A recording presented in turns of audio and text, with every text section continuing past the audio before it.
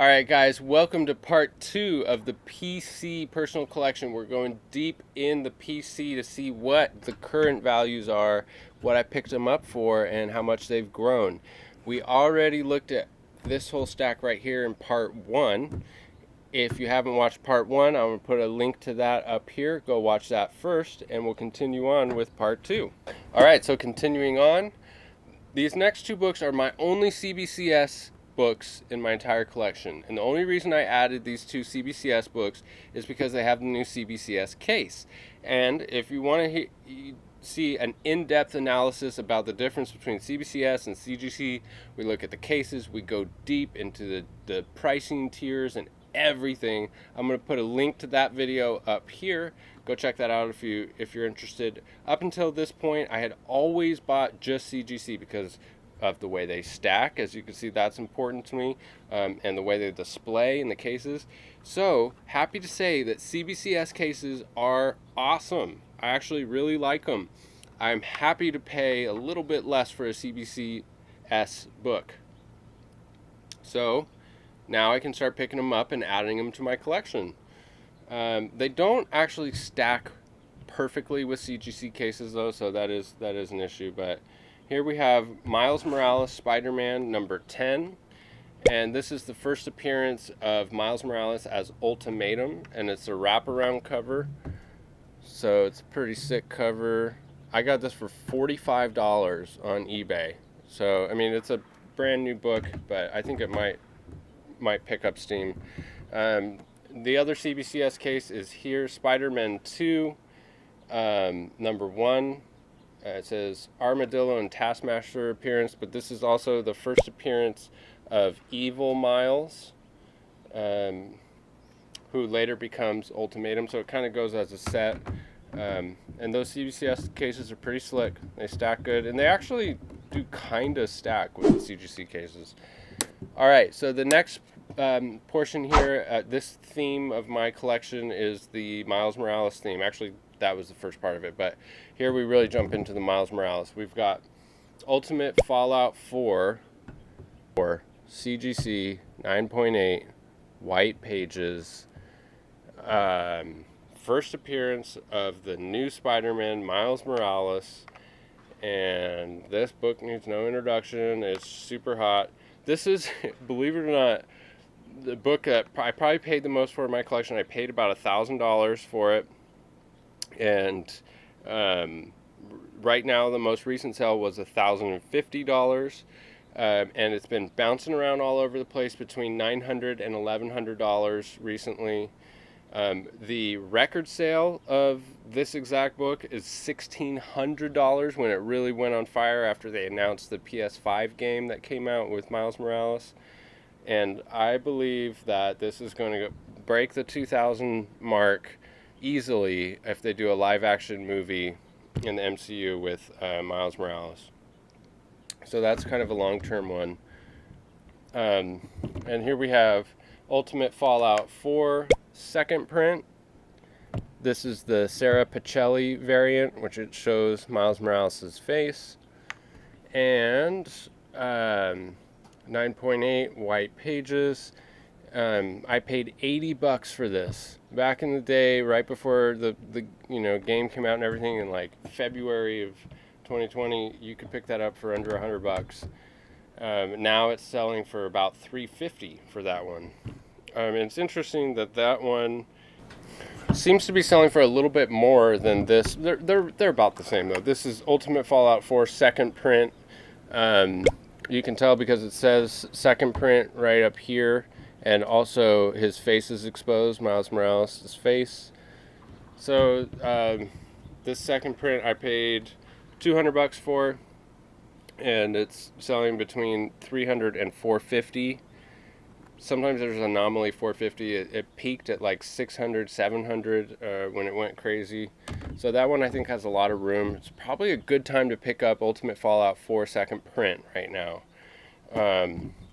So here we have another copy of Ultimate Fallout 4 second print. And this one's interesting because it's a CGC error. They have it graded and encapsulated with the label as the first print. It does not say second print. It says it's the first print, but it's not. It's the second print. So that's interesting. Next we have Miles Morales #1. And this is the 2014 series, Miles Morales Ultimate Spider-Man #1.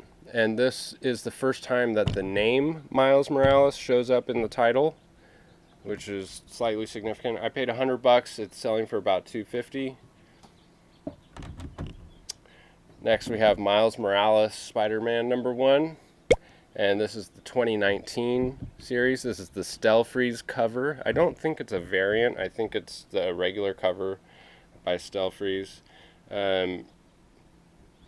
It's the Legacy #241 Ultimate. It's the Legacy of Ultimate Spider-Man #241.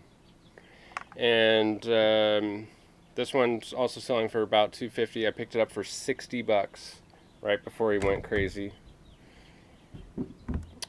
Next we have Justice League #50, CGC 9.8 white pages.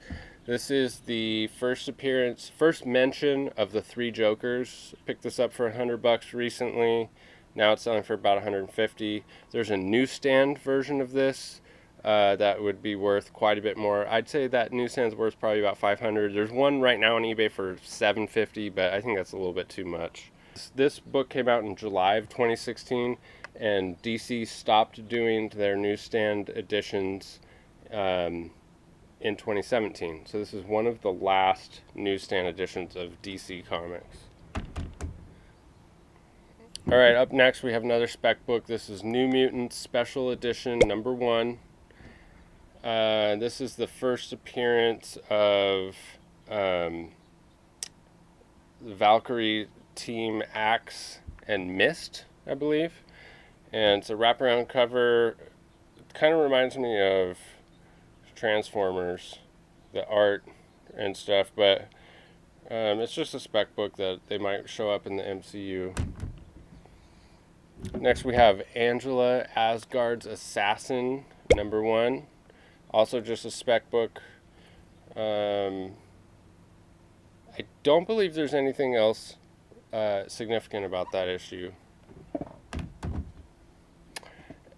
And then we have Howard the Duck #1. This is the Ron Lim sketch variant. This is the first appearance of Gwenpool. This is the sketch edition. So the Ron Lim, there's a 1 in 25 variant, 1 in 25 incentive, where it's the same cover but it's in color, and that one is worth about $750. All right, and then last but not least, we have what I consider the crown jewel, especially in recent times, the sad news of Chadwick Boseman passing away, the King, the Black Panther. And this is a actual picture of my copy. I had it sent off to Hero Restoration Comics to see if they could crack and press it and get it regraded. There is definitely some pressable defects in mine, so I'm hoping for a higher grade, maybe a 7, maybe a 7.5. But right now it's a 6.5.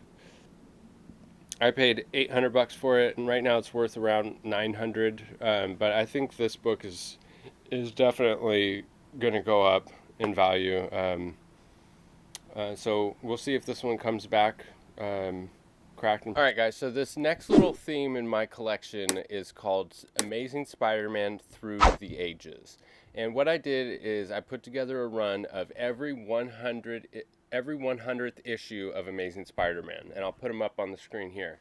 So we've got Amazing Spider-Man 100, 200, 300, 400, 500, 600, 700, and 800. And I just thought that this was kind of a cool homage to Amazing Spider-Man, just to see how he's changed over these past almost 60 years. And what's really cool from the covers is, not much. I mean, it's the same character. It's so incredible that he's stayed true and stood the test of time through all these years. It's just so unusual for a popular culture character. Anyway, so these issues are all newsstand wherever possible. Okay, so it's not possible in the number 100 and the number 800 because they didn't have newsstands then. But the rest of them are newsstands, and some of them are really hard to track down, especially like number 400, 500, 600, and 700. 700 actually isn't too hard to find, but 5 and 600 are really, really hard to find in high grade. So anyways, I decided just to kind of sell these off and move on with this theme because they're not doing much in way of growth of value except for Amazing Spider-Man number 300. That one has absolutely skyrocketed recently. I paid about $700 for it, which I thought was really high. It was really high at the time because it was a newsstand issue. And it's not incredibly hard to find newsstand issues of this comic, but it is incredibly hard to find them for a decent price. They demand a far superior premium for the newsstand edition. So I paid $700, and there was a recent sale recently on eBay of over $1,700 for a 9.6 newsstand, just a regular CGC copy, 9.6 newsstand Amazing Spider-Man 300. And right now the lowest listing for a newsstand, there's only one, is $2,200 for a 9.6. 9.8s, I don't even know. I think they're up around $5,000 for the newsstand edition. So I sent this off to be evaluated by Hero Restoration Comics to see if it's a candidate for a crack and repress. I'm not sure why it's a 9.6. I think it has something to do with just the way the book lays. Like there's the pages aren't exactly straight, and that might be a pressable defect. So I would be elated to have this crack pressed and sent back as a 9.8. I mean, it would be the crown jewel. It is right now the crown jewel of my collection. It's definitely the most valuable book in my collection, I believe. So anyways, this was kind of a cool theme, but I am selling it off. So if you're interested in any of these, and I still have them, I'm letting them go cheap. I just want to move on and start collecting some other things I'm more interested in. The issue 700 is super rare. It's signed by Stan Lee and Humberto Ramos as well, and it's a 9.8 newsstand edition. It is about 1 in 100. About 1 in 100 listings on eBay of issue 700 are newsstand. But I've only seen 3 in my life of Amazing Spider-Man 700 signed by Stan Lee. There's only 3 newsstand 9.8s signed by Stan Lee that I've ever seen in the last maybe 10 years of collecting. So it's super rare, and it's just not that popular for whatever reason. It has to do with the issue. The issue, it's the death of Peter Parker. But everybody knows when a superhero dies in comic books, they're not really dead. I mean, the next week there's a new series on the shelf. So it's just not really a significant issue. And I only like to collect things that, have potential for growth, and I just don't think this really has potential for massive growth. So that brings the grand total of my personal collection current retail value today, which is September 4th, about $10,380. All wrapped up in this beautiful hard plastic right here. And I paid about $6,430 for all of those things over time. Now, all of these this started years and years and years ago with a small investment of just buying and flipping, buying and flipping, buying and flipping. And also a lot of times, I'll have these different themes in my collection and then decide that I'm kind of sick of that theme and sell those and move on. And by then the value's gone up. So, comic book values have really started to spike, certainly since the pandemic hit. The values have just really gone through the roof.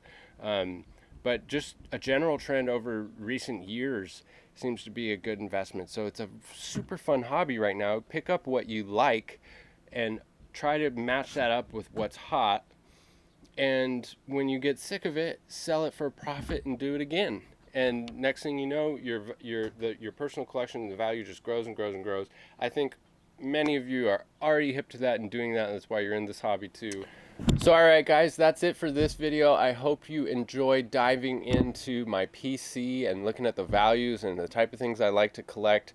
As always, collect what you want to collect. This hobby is about having fun. It's about enjoying the hunt. It's about enjoying and admiring what you have, and everybody has different tastes. So collect what you want to collect, what makes you happy. Don't let anyone tell you that your themes or your collection is silly or not worth collecting. I love seeing other people's collections and what they enjoy collecting, even if I'm not interested in it. I just think it's so cool to see how other people enjoy comic books. And so collect what you want to collect. Please don't forget to smash a like on your way out if you enjoyed this video. Subscribe if you're not subscribed already.